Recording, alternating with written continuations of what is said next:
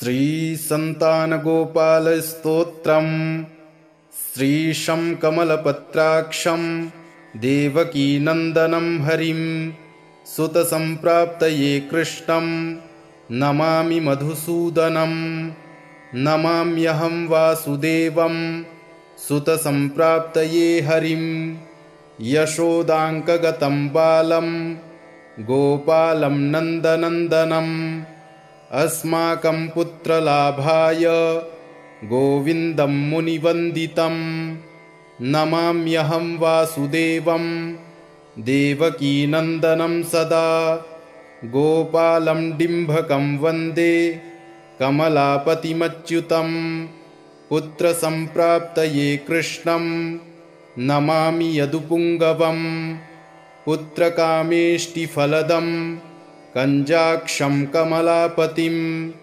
देवकीनन्दनं वन्दे सुतसम्प्राप्तये मम पद्मापते पद्मनेत्रे पद्मनाभजनार्दन देहि मे तनयं श्रीश वासुदेव जगत्पते यशोदाङ्कगतं बालं गोविन्दं मुनिवन्दितम् अस्माकं पुत्रलाभाय नमामि श्रीशमच्युतं श्रीपते देवदेवेश दीनार्तिहरणाच्युत गोविन्द मे सुतं देहि नमामि त्वां जनार्दन भक्तकामद गोविन्द भक्तं रक्ष शुभप्रद देहि मे तनयं कृष्ण रुक्मिणीवल्लभप्रभो रुक्मिणीनाथ सर्वेश देहि मे तनयं सदा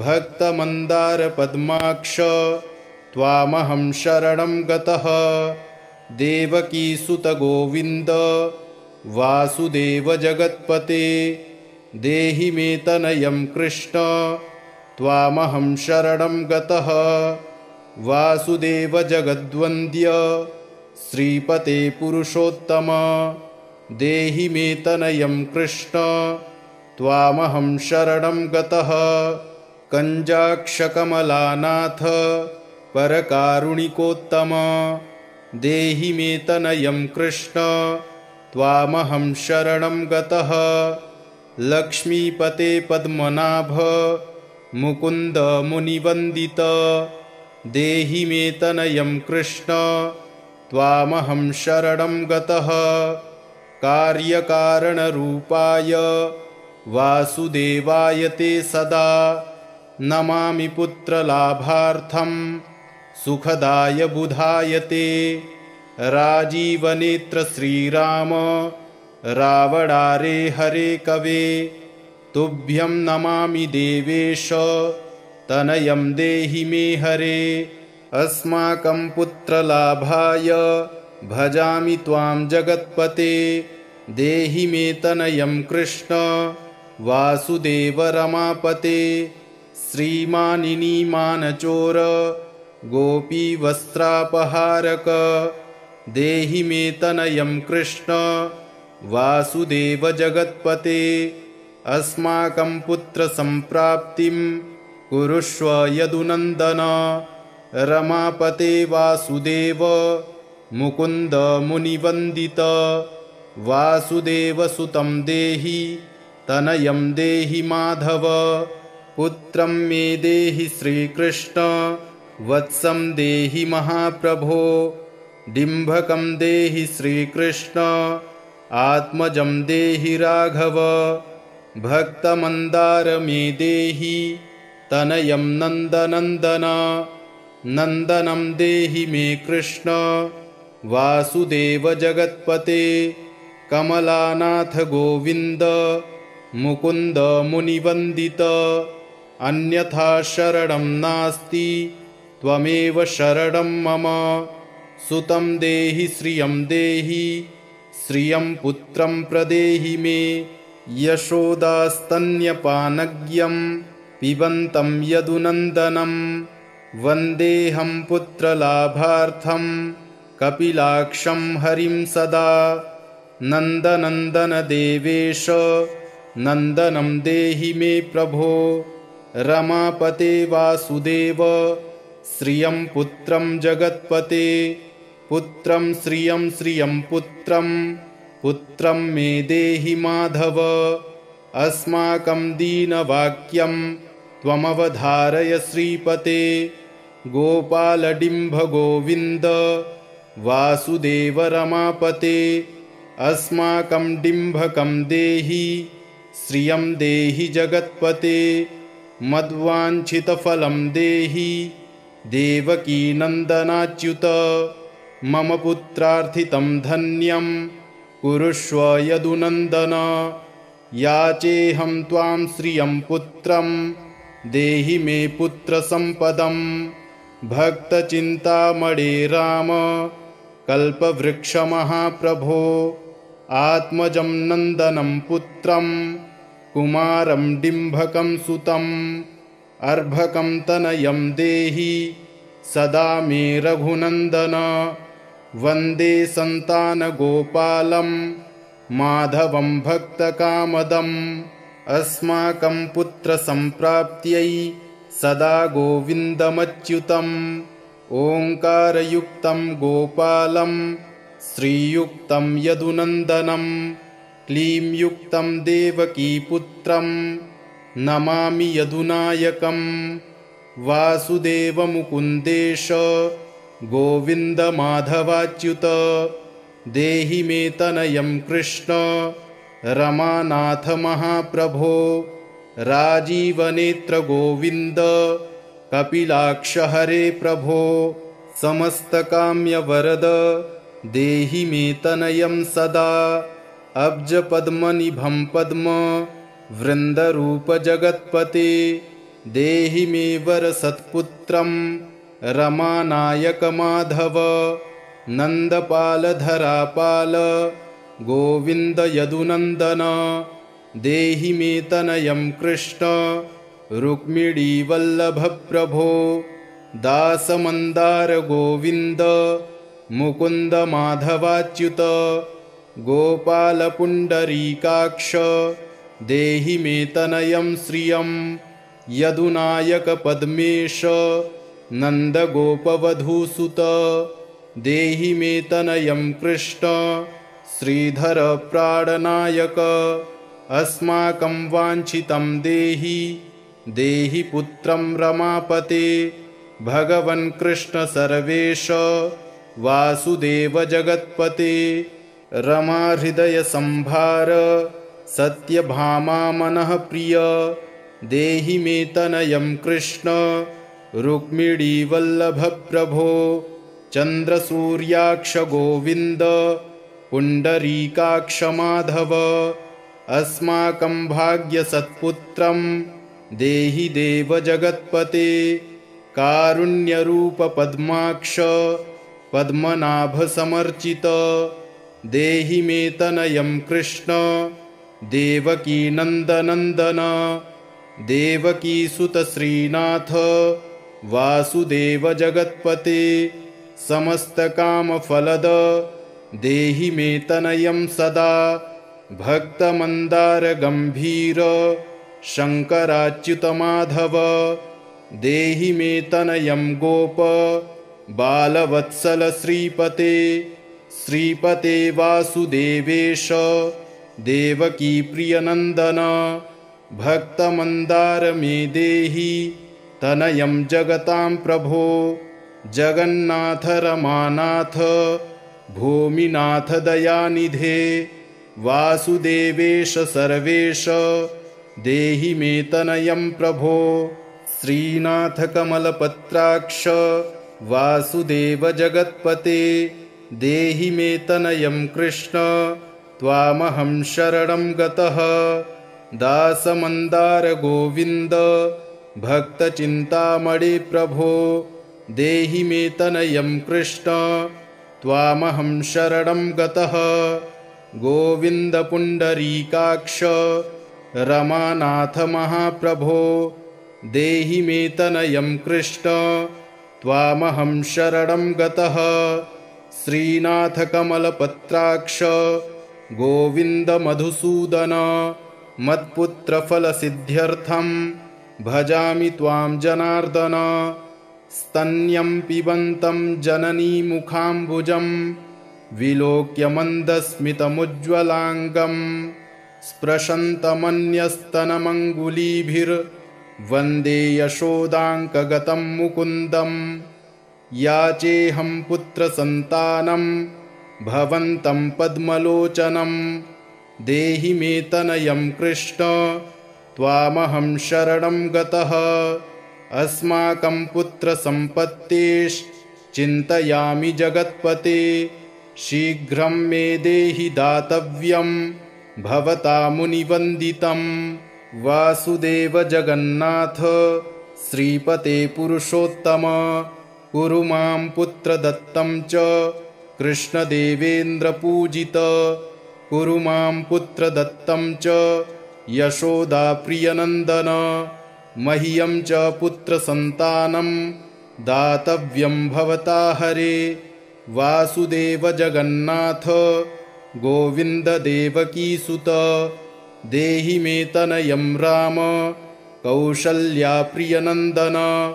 पद्मपत्राक्ष गोविन्द विष्णो वामन माधव देहि मे तनयं सीता प्राणनायक राघव।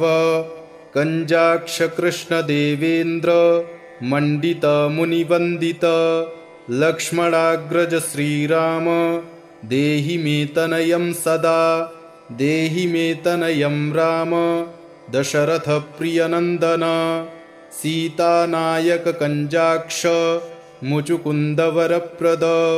विभीषणस्य या लङ्का प्रदत्ता भवता पुरा। अस्माकं तत्प्रकारेण तनयं देहि माधव। भवदीयपदाम्भोजे चिन्तयामि निरन्तरं। देहि मे तनयं सीता प्राणवल्लभ राघव। राममत्काम्यवरद पुत्रोत्पत्तिफलप्रद। देहि मे तनयं श्रीश कमलासनवन्दित। राम राघव सीतेश लक्ष्मणानुज देहि मे भाग्यवत्पुत्रसन्तानं दशरथ प्रियनन्दन। देहि मे तनयं राम कृष्ण गोपाल माधव। कृष्ण माधव गोविन्द वामनाच्युत शङ्कर। देहि मे तनयं श्रीश गोपबालकनायक। गोपबालमहाधन्य गोविन्दाच्युत माधव। देहि मे तनयं कृष्ण वासुदेव जगत्पते। दिशतु दिशतु पुत्रं देवकीनन्दनोऽयं। दिशतु दिशतु शीघ्रं भाग्यवत्पुत्रलाभं।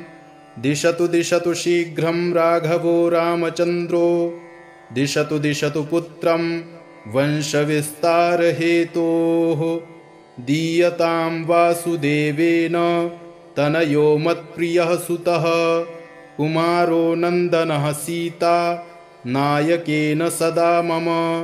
राम राघव गोविन्द देवकीसुत माधव।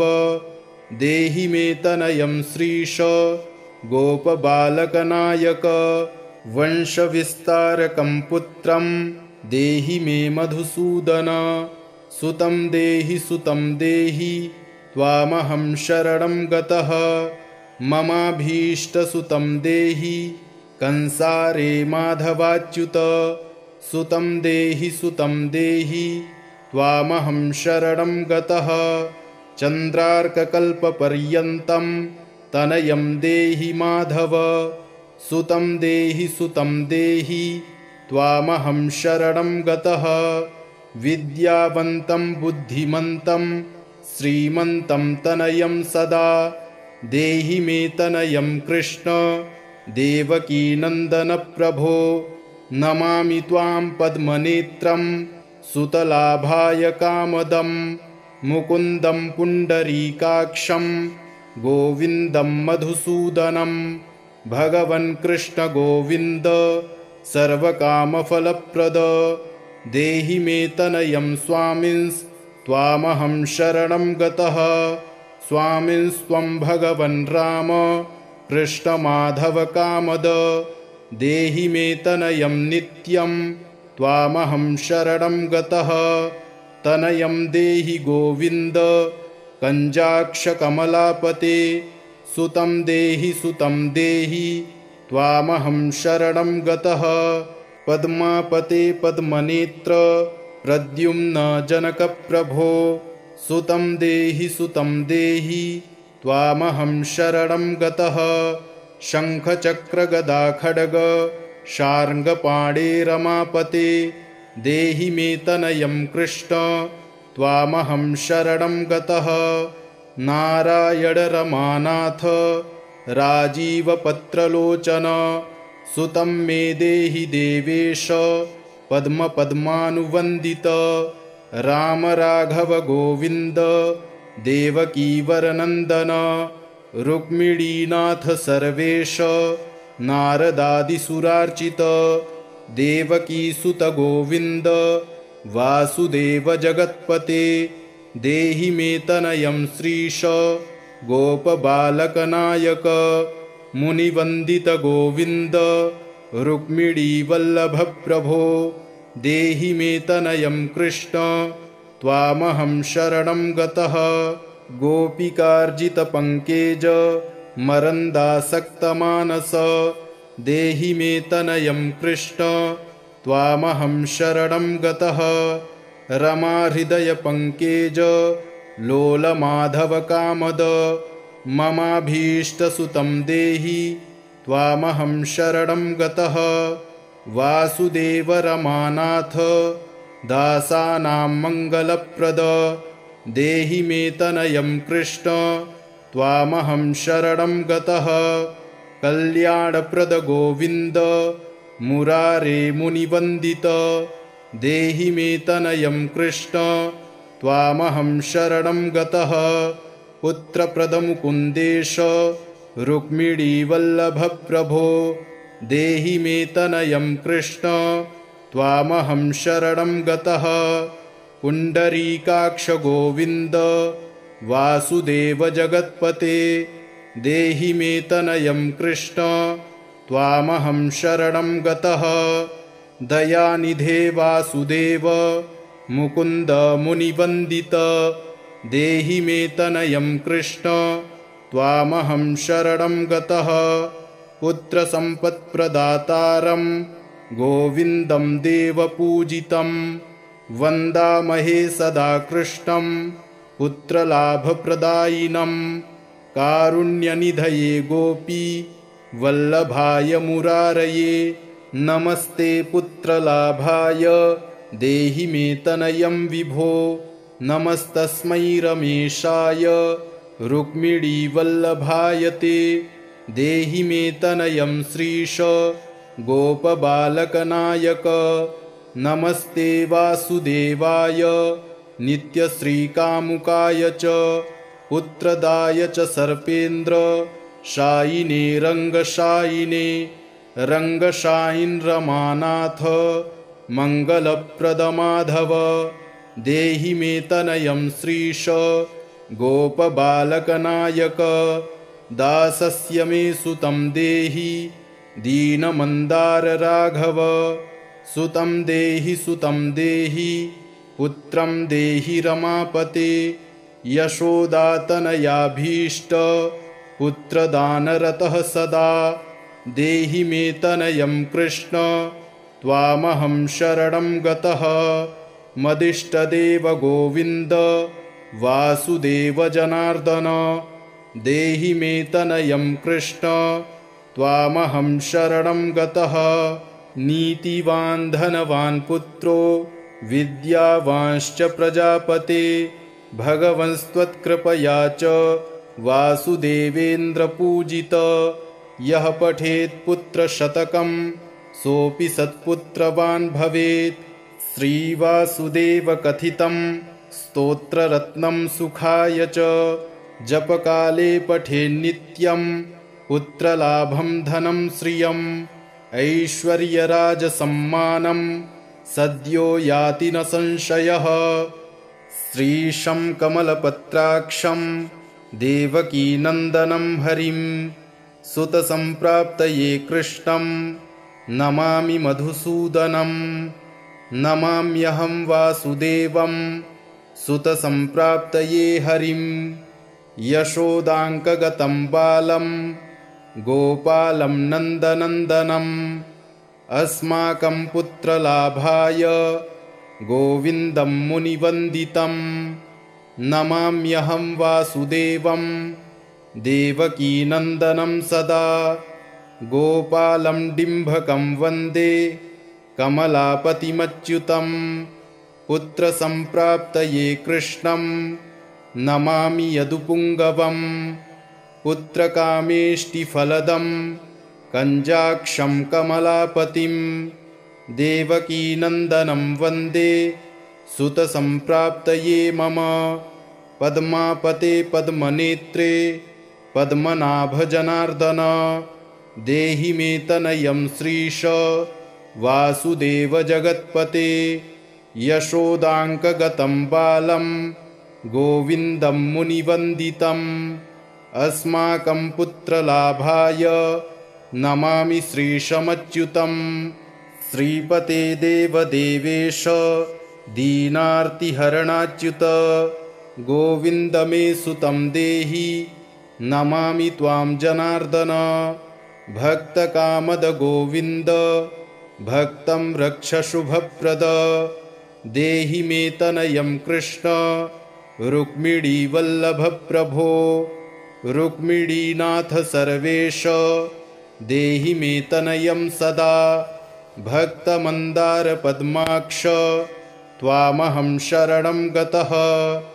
देवकीसुत गोविन्द वासुदेव जगत्पते देहि मे तनयं कृष्ण त्वामहं शरणं गतः वासुदेव जगद्वन्द्य श्रीपते पुरुषोत्तम देहि मे तनयं कृष्ण त्वामहं शरणं गतः कञ्जाक्षकमलानाथ परकारुणिकोत्तम देहि मे तनयं कृष्ण त्वामहं शरणं गतः लक्ष्मीपते पद्मनाभ मुकुन्द मुनिवन्दित देहि मे तनयं कृष्ण त्वामहं शरणं गतः कार्यकारणरूपाय वासुदेवाय ते सदा नमामि पुत्रलाभार्थं सुखदाय बुधाय ते राजीवनेत्र श्रीराम रावणारे हरे कवे तुभ्यं नमामि देवेश तनयं देहि मे हरे अस्माकं पुत्रलाभाय भजामि त्वां जगत्पते देहि मे तनयं कृष्ण वासुदेव रमापते श्रीमानिनीमानचोर गोपीवस्त्रापहारक देहि मे तनयं कृष्ण वासुदेव जगत्पते अस्माकं पुत्रसम्प्राप्तिं कुरुष्व यदुनन्दन रमापते वासुदेव मुकुन्द मुनिवन्दित वासुदेवसुतं देहि तनयं देहि माधव पुत्रं मे देहि श्रीकृष्ण वत्सं देहि महाप्रभो डिम्भकं देहि श्रीकृष्ण आत्मजं देहि राघव भक्तमन्दार मे देहि तनयं नन्दनन्दन नन्दनं देहि मे कृष्ण वासुदेव जगत्पते कमलानाथ गोविन्द मुकुन्द मुनिवन्दित अन्यथा शरणं नास्ति त्वमेव शरणं मम सुतं देहि श्रियं पुत्रं प्रदेहि मे यशोदास्तन्यपानज्ञं पिबन्तं यदुनन्दनं वन्देऽहं पुत्रलाभार्थं कपिलाक्षं हरिं सदा नन्दनन्दन देवेश नन्दनं देहि मे प्रभो रमापते वासुदेव श्रियं पुत्रं जगत्पते पुत्रं श्रियं पुत्रं मे देहि माधव अस्माकं दीनवाक्यं त्वमवधारय श्रीपते। गोपालडिम्भ गोविन्द वासुदेव रमापते। अस्माकं डिम्भकं देहि श्रियं देहि जगत्पते।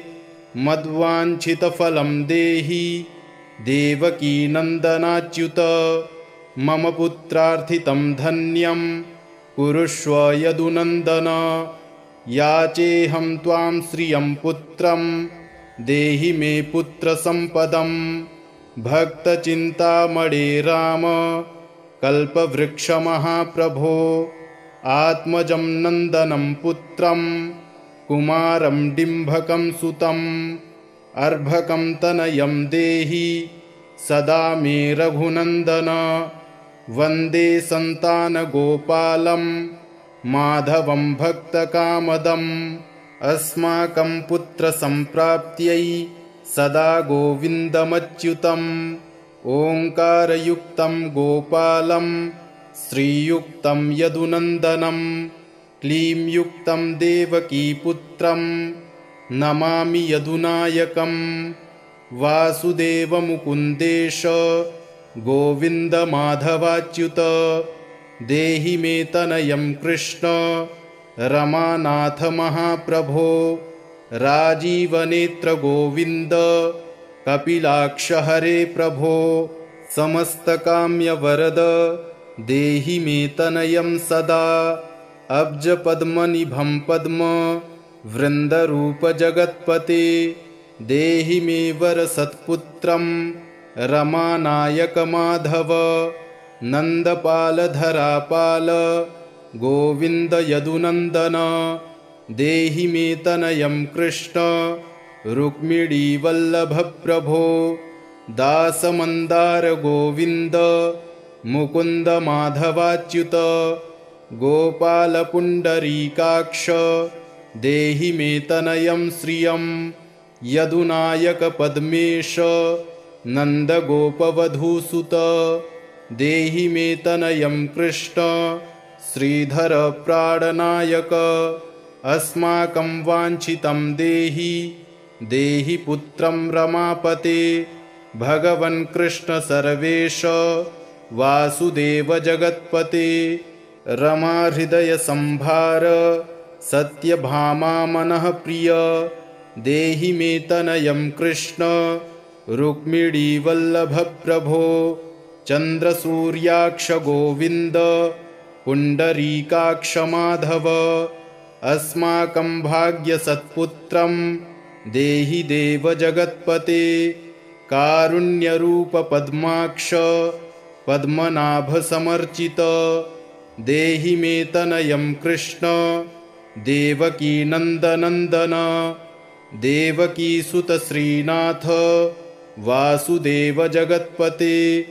समस्तकामफलद देहि मे तनयं सदा। भक्तमन्दार गम्भीर शङ्कराच्युत माधव। देहि मे तनयं गोप बालवत्सल श्रीपते। श्रीपते वासुदेवेश देवकी प्रियनन्दन। भक्तमन्दार मे देहि तनयं जगतां प्रभो। जगन्नाथ रमानाथ भूमिनाथ दयानिधे। वासुदेवेश सर्वेश देहि मे तनयं प्रभो। श्रीनाथ कमलपत्राक्ष वासुदेव जगत्पते। देहि मे तनयं कृष्ण त्वामहं शरणं गतः। दासमन्दार गोविन्द भक्तचिन्तामणे प्रभो। देहि मे तनयं कृष्ण त्वामहं शरणं गतः। गोविन्द पुण्डरीकाक्ष रमानाथ महाप्रभो। देहि मे तनयं कृष्ण त्वामहं शरणं गतः। श्रीनाथ कमलपत्राक्ष गोविन्द मधुसूदन। मत्पुत्रफलसिद्ध्यर्थं भजामि त्वां जनार्दन। स्तन्यं पिबन्तं जननीमुखाम्बुजं विलोक्य मन्दस्मितमुज्ज्वलाङ्गं। स्पृशन्तमन्यस्तनमङ्गुलीभिर्वन्दे यशोदाङ्कगतं मुकुन्दम्। याचेऽहं पुत्रसन्तानं भवन्तं पद्मलोचनं। देहि मे तनयं कृष्ण त्वामहं शरणं गतः।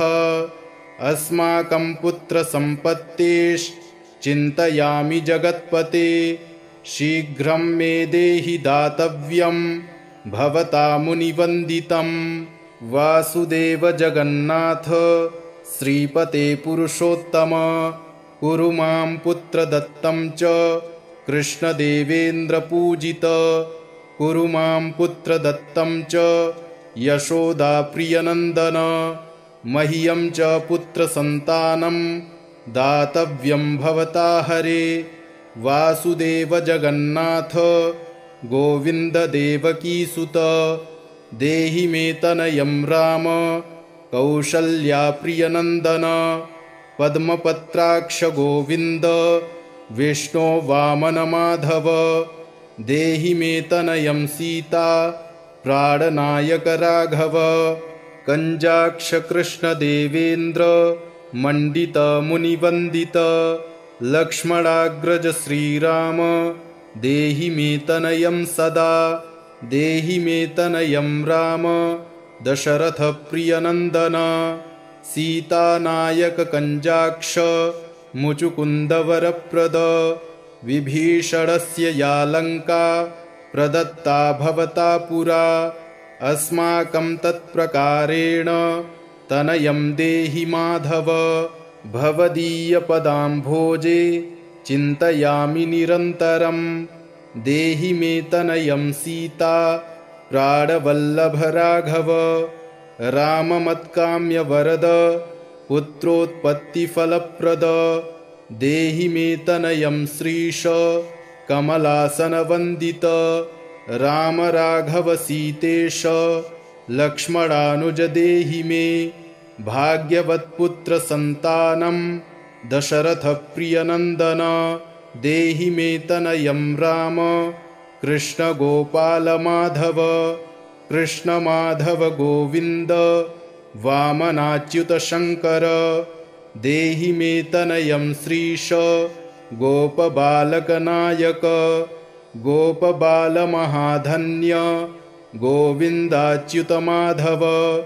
देहि मे तनयं कृष्ण वासुदेव जगत्पते।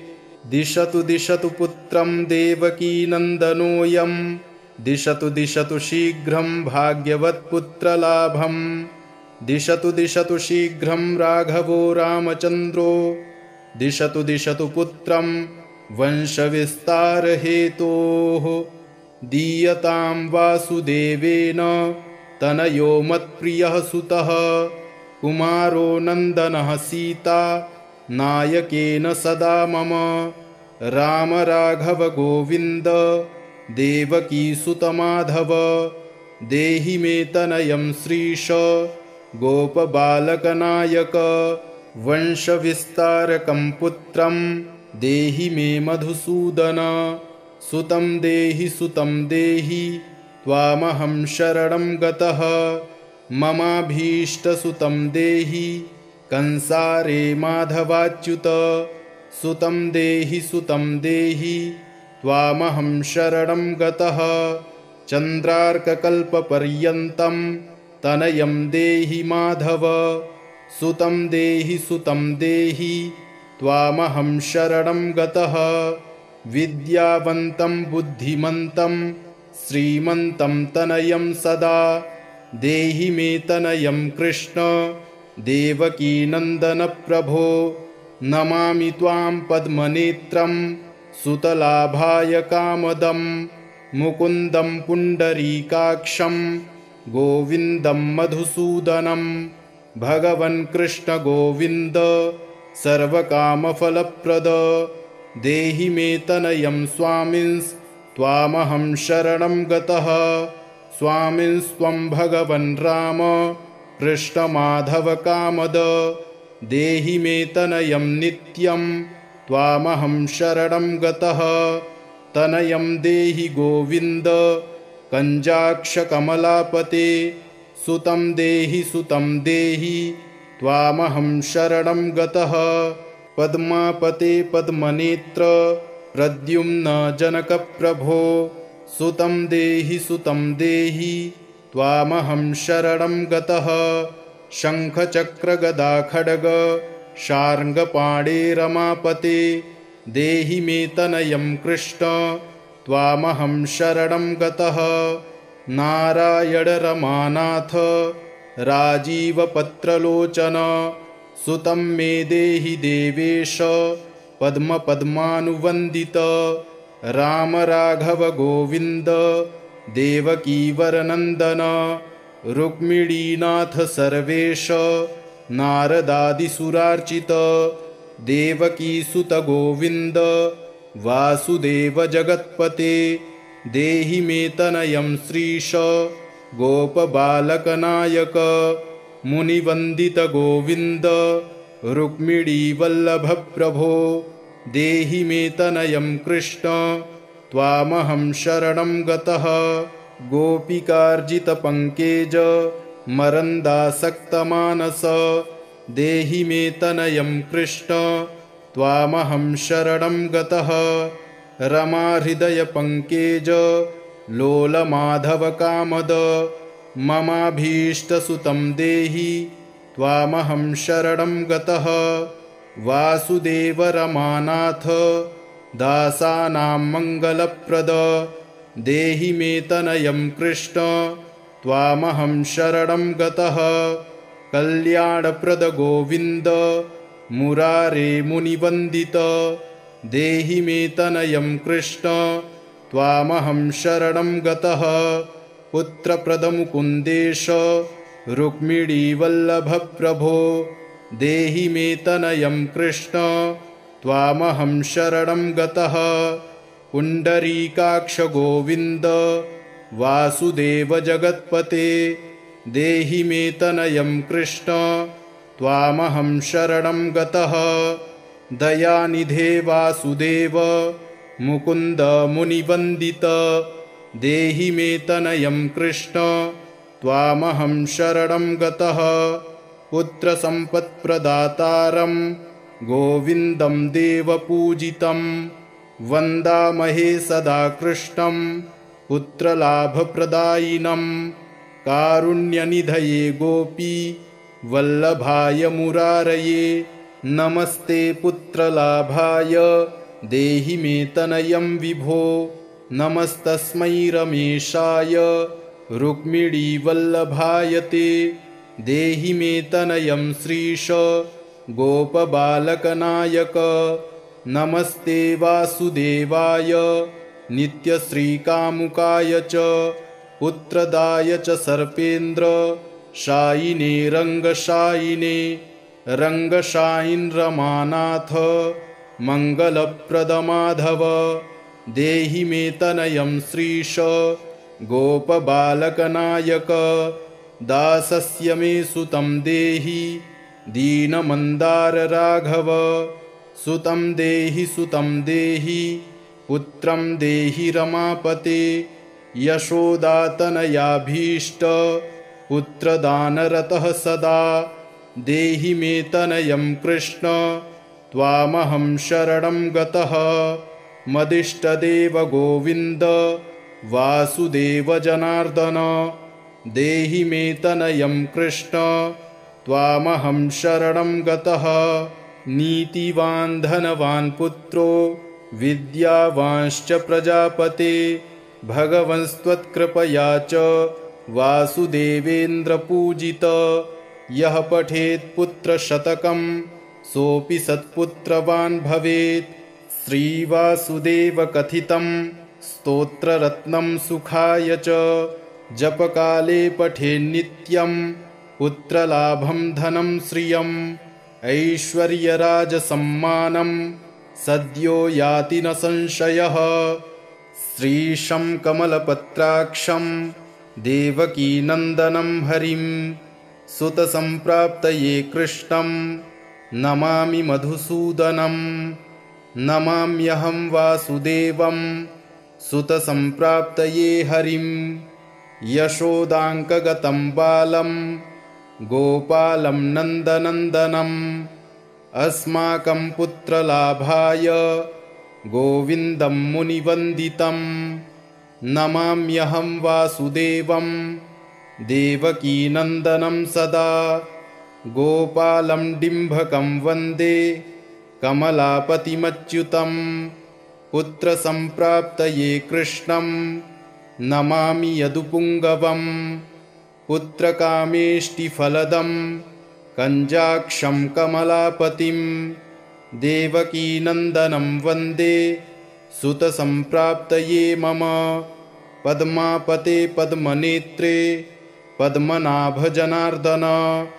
देहि मे तनयं श्रीश वासुदेव जगत्पते यशोदाङ्कगतं बालं गोविन्दं मुनिवन्दितम् अस्माकं पुत्रलाभाय नमामि श्रीशमच्युतं श्रीपते देवदेवेश दीनार्तिहरणाच्युत गोविन्द मे सुतं देहि नमामि त्वां जनार्दन भक्तकामद गोविन्द भक्तं रक्ष शुभप्रद देहि मे तनयं कृष्ण रुक्मिणीवल्लभप्रभो रुक्मिणीनाथ सर्वेश देहि मे तनयं सदा भक्तमन्दारपद्माक्ष त्वामहं शरणं गतः देवकीसुत गोविन्द वासुदेव जगत्पते देहि मे तनयं कृष्ण त्वामहं शरणं गतः वासुदेव जगद्वन्द्य श्रीपते पुरुषोत्तम देहि मे तनयं कृष्ण त्वामहं शरणं गतः कञ्जाक्षकमलानाथ परकारुणिकोत्तम देहि मे तनयं कृष्ण त्वामहं शरणं गतः लक्ष्मीपते पद्मनाभ मुकुन्द मुनिवन्दित देहि मे तनयं कृष्ण त्वामहं शरणं गतः कार्यकारणरूपाय वासुदेवाय ते सदा नमामि पुत्रलाभार्थं सुखदाय बुधाय ते राजीवनेत्र श्रीराम रावणारे हरे कवे तुभ्यं नमामि देवेश तनयं देहि मे हरे अस्माकं पुत्रलाभाय भजामि त्वां जगत्पते देहि मे तनयं कृष्ण वासुदेव रमापते श्रीमानिनीमानचोर गोपीवस्त्रापहारक देहि मे तनयं कृष्ण वासुदेव जगत्पते अस्माकं पुत्रसम्प्राप्तिं कुरुष्व यदुनन्दन रमापते वासुदेव मुकुन्द मुनिवन्दित वासुदेवसुतं देहि तनयं देहि माधव पुत्रं मे देहि श्रीकृष्ण वत्सं देहि महाप्रभो डिम्भकं देहि श्रीकृष्ण आत्मजं देहि राघव भक्तमन्दार मे देहि तनयं नन्दनन्दन नन्दनं देहि मे कृष्ण वासुदेव जगत्पते कमलानाथ गोविन्द मुकुन्द मुनिवन्दित अन्यथा शरणं नास्ति त्वमेव शरणं मम सुतं देहि श्रियं पुत्रं प्रदेहि मे यशोदास्तन्यपानज्ञं पिबन्तं यदुनन्दनं वन्देऽहं पुत्रलाभार्थं कपिलाक्षं हरिं सदा नन्दनन्दन देवेश नन्दनं देहि मे प्रभो रमापते वासुदेव श्रियं पुत्रं जगत्पते पुत्रं श्रियं पुत्रं मे देहि माधव अस्माकं दीनवाक्यं त्वमवधारय श्रीपते गोपालडिम्भ गोविन्द वासुदेव रमापते अस्माकं डिम्भकं देहि श्रियं देहि जगत्पते मद्वाञ्छितफलं देहि देवकीनन्दनाच्युत मम पुत्रार्थितं धन्यं कुरुष्व यदुनन्दन याचेऽहं त्वां श्रियं पुत्रं देहि मे पुत्रसम्पदं भक्तचिन्तामणे राम कल्पवृक्षमहाप्रभो आत्मजं नन्दनं पुत्रं कुमारं डिम्भकं सुतम् अर्भकं तनयं देहि सदा मे रघुनन्दन वन्दे सन्तानगोपालं माधवं भक्तकामदम् अस्माकं पुत्रसम्प्राप्त्यै सदा गोविन्दमच्युतम् ओङ्कारयुक्तं गोपालं श्रीयुक्तं यदुनन्दनं क्लींयुक्तं देवकीपुत्रं नमामि यदुनायकं वासुदेवमुकुन्देश गोविन्दमाधवाच्युत देहि मे तनयं कृष्ण रमानाथ महाप्रभो राजीवनेत्र गोविन्द कपिलाक्ष हरे प्रभो समस्तकाम्यवरद देहि मे तनयं सदा अब्जपद्मनिभं पद्म वृन्दरूपजगत्पते देहि मे वरसत्पुत्रं रमानायकमाधव नन्दपालधरापाल गोविन्द यदुनन्दन देहि मे तनयं कृष्ण रुक्मिणीवल्लभप्रभो दासमन्दार गोविन्द मुकुन्द माधवाच्युत गोपालपुण्डरीकाक्ष देहि मे तनयं श्रियं यदुनायकपद्मेश नन्दगोपवधूसुत देहि मे तनयं कृष्ण श्रीधर प्राणनायक अस्माकं वाञ्छितं देहि देहि पुत्रं रमापते भगवन् कृष्ण सर्वेश वासुदेव जगत्पते रमाहृदय संभार सत्यभामा मनः प्रिय देहि मे तनयं कृष्ण रुक्मिणीवल्लभप्रभो चन्द्रसूर्याक्ष गोविन्द पुण्डरीकाक्ष माधव अस्माकं भाग्यसत्पुत्रं देहि देव जगत्पते कारुण्यरूप पद्माक्ष पद्मनाभसमर्चित देहि मे तनयं कृष्ण देवकीनन्दनन्दन देवकीसुत श्रीनाथ वासुदेव जगत्पते समस्तकामफलद देहि मे तनयं सदा भक्तमन्दार गम्भीर शङ्कराच्युतमाधव देहि मे तनयं गोप बालवत्सल श्रीपते श्रीपते वासुदेवेश देवकी प्रियनन्दन भक्तमन्दार मे देहि तनयं जगतां प्रभो जगन्नाथ रमानाथ भूमिनाथ दयानिधे वासुदेवेश सर्वेश देहि मे तनयं प्रभो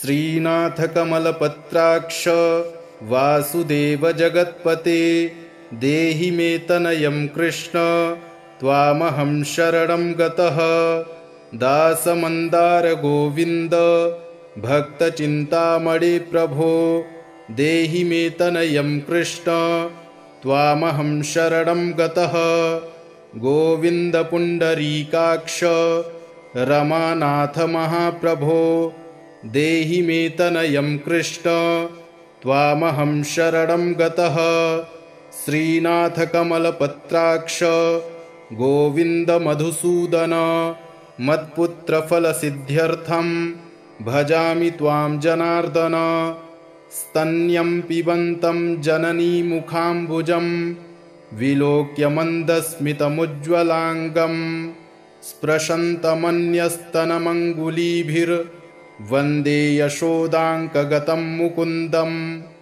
याचेऽहं पुत्रसन्तानं भवन्तं पद्मलोचनं देहि मे तनयं कृष्ण त्वामहं शरणं गतः अस्माकं पुत्रसम्पत्तेश्चिन्तयामि जगत्पते शीघ्रं मे देहि दातव्यं भवता मुनिवन्दितं वासुदेव जगन्नाथ श्रीपते पुरुषोत्तम कुरु मां पुत्रदत्तं च कृष्णदेवेन्द्रपूजित कुरु मां पुत्रदत्तं च यशोदाप्रियनन्दन मह्यं च पुत्रसन्तानं दातव्यं भवता हरे वासुदेव जगन्नाथ गोविन्द देवकीसुत देहि मे तनयं राम कौसल्याप्रियनन्दन पद्मपत्राक्ष गोविन्द विष्णो वामन माधव देहि मे तनयं सीता प्राणनायक राघव कञ्जाक्ष कृष्णदेवेन्द्र मण्डित मुनिवन्दित लक्ष्मणाग्रज श्रीराम देहि मे तनयं सदा देहि मे तनयं राम दशरथ प्रियनन्दन सीतानायक कञ्जाक्ष मुचुकुन्दवरप्रद विभीषणस्य या लङ्का प्रदत्ता भवता पुरा अस्माकं तत्प्रकारेण तनयं देहि माधव भवदीयपदाम्भोजे चिन्तयामि निरन्तरं देहि मे तनयं सीता प्राणवल्लभ राघव राममत्काम्यवरद पुत्रोत्पत्तिफलप्रद देहि मे तनयं श्रीश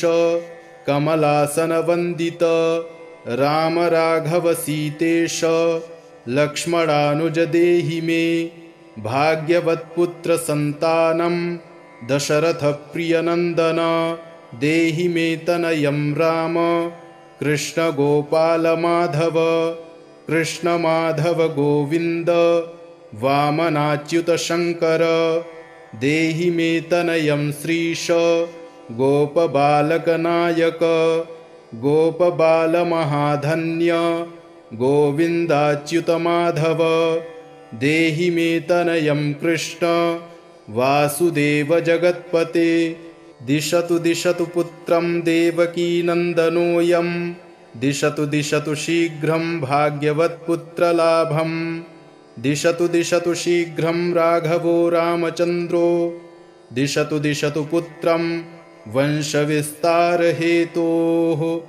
दीयतां वासुदेवेन तनयो मत्प्रियः सुतः कुमारो नन्दनः सीता नायकेन सदा मम राम राघव गोविन्द देवकीसुत माधव देहि मे तनयं श्रीश गोपबालकनायक वंशविस्तारकं पुत्रं देहि मे मधुसूदन सुतं देहि त्वामहं शरणं गतः ममाभीष्टसुतं देहि कंसारे माधवाच्युत सुतं देहि त्वामहं शरणं गतः चन्द्रार्ककल्पपर्यन्तं तनयं देहि माधव सुतं देहि त्वामहं शरणं गतः विद्यावन्तं बुद्धिमन्तं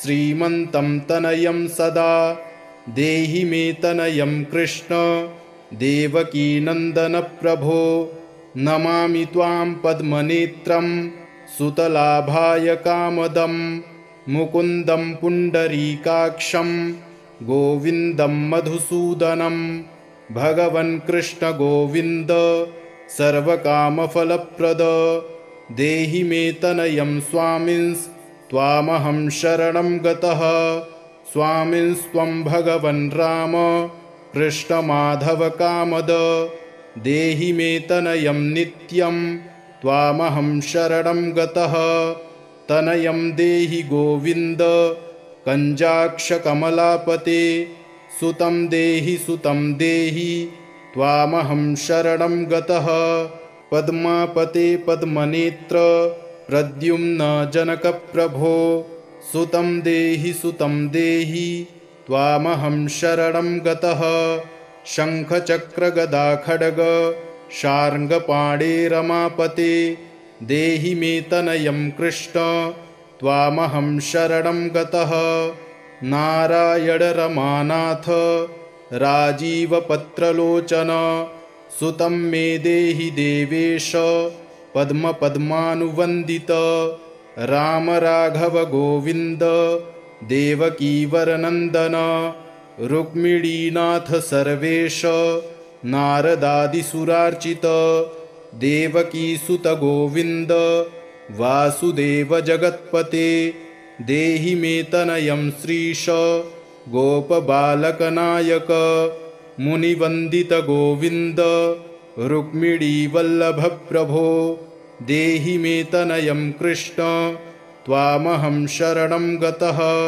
गोपिकार्जितपङ्केज मरन्दासक्तमानस देहि मे तनयं कृष्ण त्वामहं शरणं गतः रमाहृदयपङ्केज लोलमाधवकामद ममाभीष्टसुतं देहि त्वामहं शरणं गतः वासुदेव रमानाथ दासानां मङ्गलप्रद देहि मे तनयं कृष्ण त्वामहं शरणं गतः कल्याणप्रद गोविन्द मुरारे मुनिवन्दित देहि मे तनयं कृष्ण त्वामहं शरणं गतः पुत्रप्रद मुकुन्देश रुक्मिणीवल्लभप्रभो देहि मे तनयं कृष्ण त्वामहं शरणं गतः पुण्डरीकाक्ष गोविन्द